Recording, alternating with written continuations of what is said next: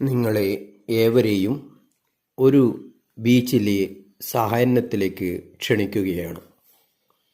വിശ്രമവേളകളെ ആനന്ദപൂർണ്ണമാക്കാൻ ചെറു കളിതമാശകളോടെ കണ്ടൽക്കാട് അതിരിട്ട സ്നേഹതീരം ബീച്ചിൽ എത്തിയ 10ാം ക്ലാസ് വിദ്യാർത്ഥികളായ റമീസ്, ആതിര, അശ്വിൻ, വിമൽ എന്നീ 4 കൂട്ടുകാരുടെ ദൃഷ്ടിയിൽ പതിഞ്ഞ പക്ഷികളെ കാണുന്നതോടുകൂടി നോവൽ ആരംഭിക്കുകയാണ്. ചുവപ്പ് കലർന്ന ഓറഞ്ച് നിറമുള്ള കൊക്കുകളിൽ മീൻ കൊത്തിയെടുത്ത് പറന്നുപോയി കണ്ടൽ ചെടികളിലിരിക്കുന്ന വെള്ളപ്പക്ഷികളെ ഏവരും നിരീക്ഷിക്കുകയും പ്രത്യേകതകൾ ചർച്ച ചെയ്യുകയും ചെയ്തപ്പോൾ അവ സഞ്ചാരപ്രിയരായ ആർട്ടിക് ടേൺ പക്ഷികളാണെന്ന് അശ്വിൻ തിരിച്ചറിയുന്നു. ഉടനെ വിമൽ ഗൂഗിളിൽ ആർട്ടിക് ടേൺ പക്ഷികളുടെ വിവരം തിരയുന്നു.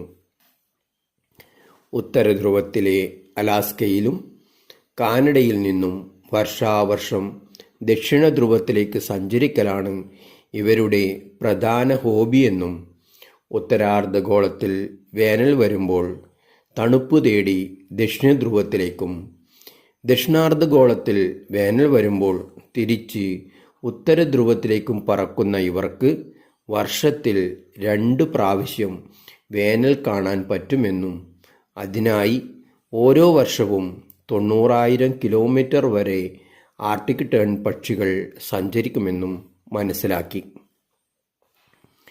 പിന്നീട് പല കുട്ടികളെയും പോലെ സ്കൂളിലെ ചില അത്ഭുത കഥകൾ പറഞ്ഞ് വിസ്മയിപ്പിക്കുന്നതിൻ്റെ കൂടെ വിശ്വസിപ്പിക്കാനും വിമലും അശ്വിനും ശ്രമിക്കുന്നു.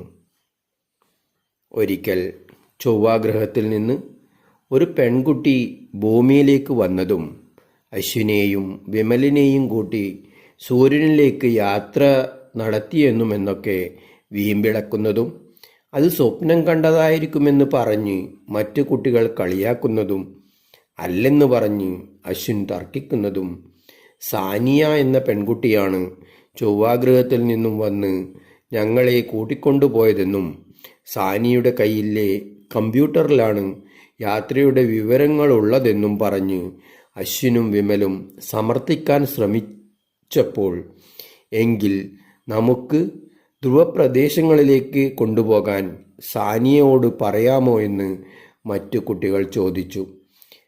അശ്വിനും വിമലും കുഴങ്ങിയെങ്കിലും പറയാമെന്ന ഉറപ്പോടെ അന്ന് എല്ലാവരും സ്വന്തം വീടുകളിലേക്ക് തിരിച്ചുപോയി.